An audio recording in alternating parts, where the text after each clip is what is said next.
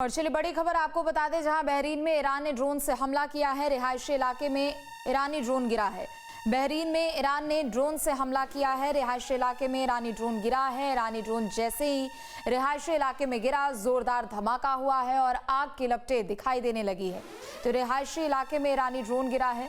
बड़ी खबर आपको बता दें, बहरीन में ईरान ने ड्रोन से हमला किया है और बड़ी बड़ी इमारतों को यहां पर निशाना बनाया जा रहा है। और जैसे ही ड्रोन ने अपने टारगेट को हिट किया, उसके बाद आग की लपटें, धुएं का गुबार चारों ओर नजर आ रहा है।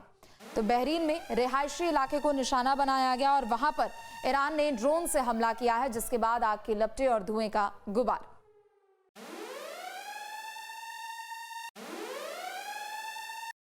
उत्तरी इराक में ईरान ने भीषण हमला किया है। कुर्दिश आतंकी ग्रुप के ठिकानों पर हमला किया है।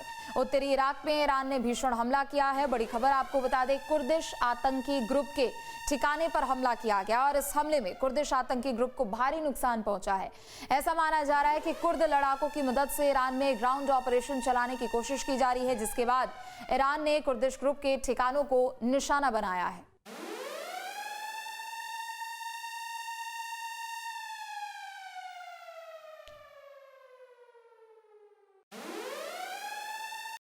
तो इराक के सुलेमानी में अमेरिकी सैन्य अड्डे पर हमला किया गया है। ईरान ने अमेरिकी सेना के अड्डे को निशाना बनाया है।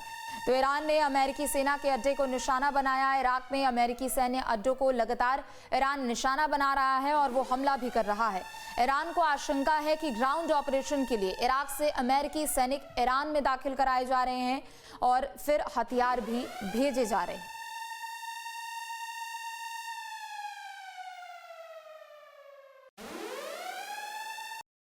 तो मिडिल ईस्ट में जारी जंग के बीच बड़ा सवाल यह है कि क्या ईरान इस संघर्ष में अकेला पड़ता जा रहा है। एक तरफ इजरायल को अमेरिका का खुला समर्थन मिल रहा है, तो दूसरी तरफ ईरान के समर्थक देश खुलकर सामने नहीं आ रहे। ऐसे में सवाल उठना लाजमी है कि क्या वाकई तेहरान की रणनीति कमजोर पड़ रही है। देखिए,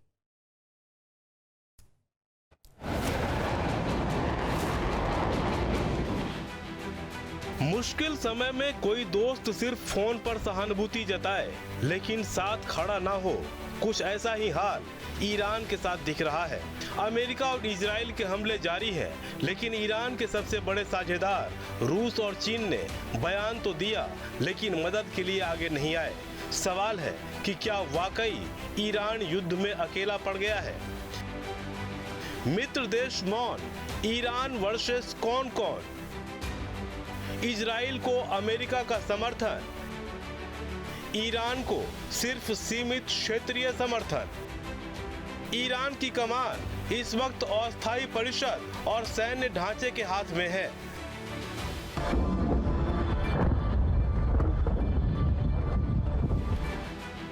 IRGC देश की सैन्य रणनीति की रीढ़ मानी जाती है, लेकिन हालिया हमलों के बाद सवाल उठ रहे हैं कि क्या रणनीतिक स्तर पर ईरान घिर गया है। इजराइल को अमेरिका का खुला समर्थन मिल रहा है। अमेरिका कूटनीतिक समर्थन दे रहा है। कई यूरोपीय देश भी इजराइल के समर्थन में हैं। एडवांस एयर डिफेंस सिस्टम, सहयोगी देशों से खुफिया सहयोग मिल रहा है। प्रधानमंत्री बेंजामिन नेतन्याहू लगातार सुरक्षा बैठकों में व्यस्त हैं। इजराइल की वायुसेना और मिसाइल डिफेंस सिस्टम ने कई हमलों को नाकाम करने का दावा किया है। यानी कूटनीतिक तौर पर इजराइल की हालत फिलहाल मजबूत नजर आ रही है। लेकिन बात ईरान की करें तो उसे सीधे तौर पर किसी भी देश का समर्थन नहीं मिल पा रहा। वैसे तो रूस और चीन को ईरान के पक्ष में देखा जा रहा है। ईरान पर हमला और सुप्रीम लीडर की मौत के बाद रूस और चीन ने हमले की निंदा की, लेकिन बुरे वक्त में दोनों में से कोई भी देश खुलकर ईरान के साथ नहीं दिख रहे।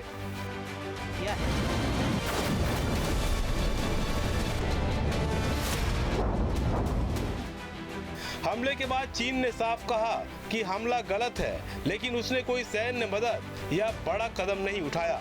वहीं दूसरी ओर रूस ने भी हमले की निंदा की, लेकिन पहले से ही यूक्रेन युद्ध में फंसा होने की वजह से उसकी सेना और अर्थव्यवस्था पर भी दबाव है। लिहाजा वो भी एक और मोर्चा खोलने की हालत में नहीं है। ऐसे में सवाल है कि ईरान के पास अब किसका साथ है। ईरान के संभावित सहयोगी की बात करें तो लेबनान में सक्रिय हिजबुल्लाह, सीरिया के कुछ गुट, क्षेत्रीय प्रॉक्सी नेटवर्क का नाम सामने आ रहा है।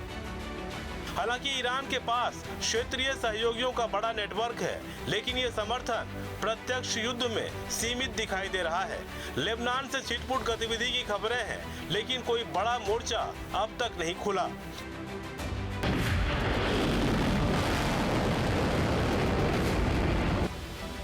लिहाजा इसे रणनीतिक तौर पर देखें तो ईरान पर सीधा दबाव बढ़ रहा है, क्योंकि ईरान पर पहले से ही आर्थिक प्रतिबंध लागू है और अब सैन्य दबाव भी है। ऐसे में सवाल यही है कि क्या तेहरान को कूटनीतिक रास्ता चुनना होगा। आपके मोबाइल पर तुरंत आएगी ब्रेकिंग न्यूज। स्क्रीन पर सबसे पहले दिखेगी बड़ी खबर। देश दुनिया की हर खबर एक जगह। अब आपके मोबाइल पर तुरंत फटाफट इंस्टॉल कीजिए न्यूज़ नेशन ऐप और रखिए खुद को अपडेट।